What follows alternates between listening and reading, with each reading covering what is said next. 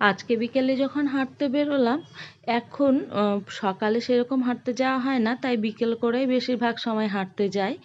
আজকে যখন হাঁটতে বেরোলাম এত গরম যে ঘেমে প্রায় স্নান করে গেছিলাম, গাছের পাতাও মনে হয় নড়ছে না। খানিকক্ষণ সেখানে বসে নিয়ে আমরা বাড়ি চলে আসলাম।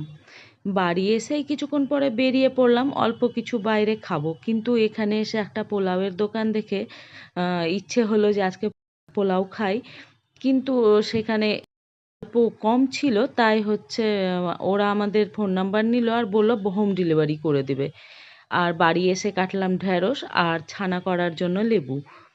যখন পোলাও দিয়ে গেল প্রায় 1 ঘন্টা পার হয়ে গেছিল, তখন আমরা ছাদে চলে আসলাম আমি আর বোন। সাথে মাংসও নিয়েছিলাম। ছাদে কোনো লাইট না থাকার কারণে আমরা মোবাইলে আলো জ্বালিয়েই খেলাম।